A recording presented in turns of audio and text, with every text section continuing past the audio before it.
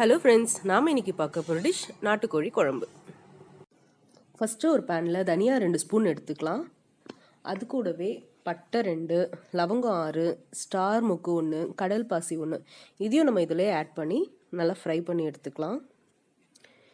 இது நல்லா ஃப்ரை ஆகட்டும்ட்டு நம்ம சோம்பு 1 ஸ்பூன் ஆட் பண்ணிடலாம். இது கூடவே சீரகமும் நம்ம 1 ஸ்பூன் ஆட் பண்ணிடலாம்.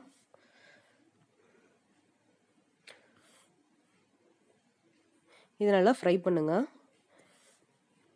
பெப்பர் 1 ஸ்பூன்,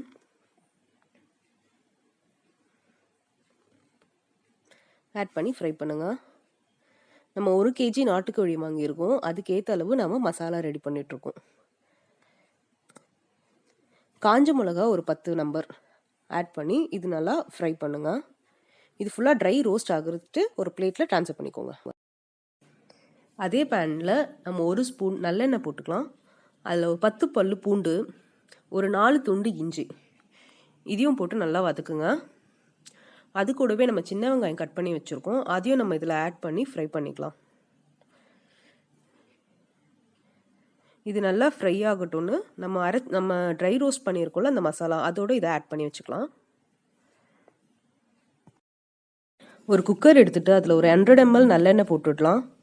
எண்ணெய் நல்லா சூடாகட்டும்ட்டு 1 ஸ்பூன் சோம்பு, 1 பீஸ் அளவு கடல் பாசி அதையும் போட்டு நல்லா ஃப்ரை பண்ணுங்க. இது நல்லா ஃப்ரை ஆகட்டும்ட்டு கருவேப்பிலை ஒரு கொத்து எடுத்து அதையும் இதில் ஆட் பண்ணிடலாம். நம்ம 200 கிராம் சின்ன வெங்காயம் கட் பண்ணி வச்சுருக்கோம். அதையும் நம்ம இதில் ஆட் பண்ணி நல்லா ஃப்ரை பண்ணி எடுத்துக்கலாம். வெங்காயம் நல்லா ஃப்ரை ஆச்சுன்னா தான் கிரேவியோட டேஸ்ட் இன்னும் நல்லாயிருக்கும். அதனால் அதை நல்லா ஃப்ரை பண்ணுங்கள். அது கூடவே பூண்டு ஒரு 10 பல்லு தட்டி வச்சுருக்கேன். அதையும் இதில் ஆட் பண்ணிடலாம். இது நல்லா வதங்கட்டும். நம்ம எந்த அளவுக்கு வெங்காயம் எடுத்துருக்கோமோ அதே குவான்டிட்டி நம்ம தக்காளி எடுத்துக்கிறோம். 200 கிராம்ஸ். ஸோ அதையும் சின்ன சின்னதாக கட் பண்ணி நம்ம இதோட போட்டு ஃப்ரை பண்ணிக்கலாம். வெங்காயம் இந்த அளவுக்கு வதங்கினோடனே நம்ம தக்காளி ஆட் பண்ணிக்கிறோம். இதுவும் நல்லா இந்த அளவுக்கு நல்லா ஃப்ரை பண்ணுங்கள்.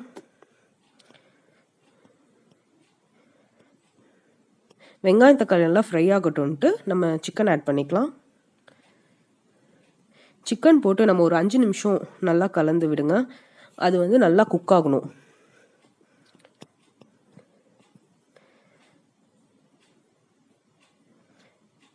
இது ஒரு 5 மினிட்ஸ் நல்லா வதக்கிடலாம்.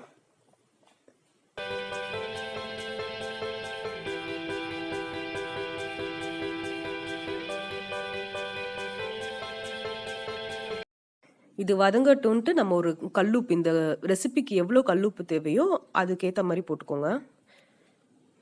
ஒரு மிக்சி ஜாரில் நம்ம அடைச்சி வச்ச அந்த ட்ரை ரோஸ்ட் போட்டு அதை நல்லா பவுடர் ஆக்கிடலாம். இது கூடவே நம்ம வெங்காயம், இஞ்சி, பூண்டு எல்லாம் வதக்கி வச்சுருந்தோம்ல, இதையும் ஆட் பண்ணி பேஸ்ட் மாதிரி அரைச்சி எடுத்துக்கலாம்.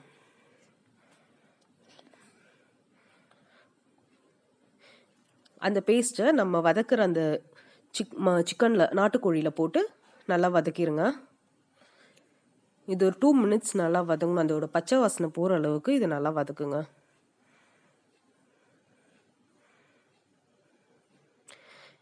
மஞ்சள் 1 ஸ்பூன், மிளகாத்தூள் ஒரு 3 ஸ்பூன் ஆட் பண்ணியிருக்கேன். உங்களுக்கு காரம் எவ்வளோ தேவையோ அதுக்கேற்ற மாதிரி நீங்கள் ஆட் பண்ணிக்கோங்க.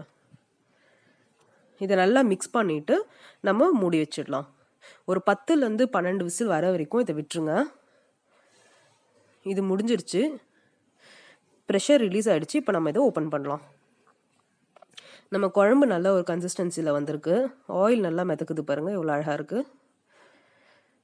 இந்த டைமில் நம்ம ஒரு தேங்காய், ஒரு 10 பல்லு தேங்காய், அது கூடவே கொஞ்சம் முந்திரி, அது ஒரு 5-6 பல்லு முந்திரி, இதையும் நல்லா பேஸ்ட் மாதிரி அரைச்சி இந்த குழம்புல ஆட் பண்ணிக்கலாம்.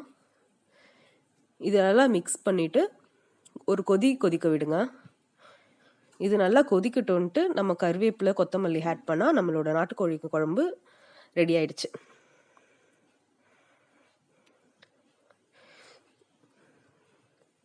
இதோட டேஸ்ட்டு ரொம்ப நல்லாயிருக்கும். நீங்கள் ட்ரை பண்ணி பாருங்கள். இந்த வீடியோ உங்களுக்கு பிடிச்சிருந்தா லைக் பண்ணுங்கள், ஷேர் பண்ணுங்கள், சப்ஸ்கிரைப் பண்ணுங்கள். Thank you for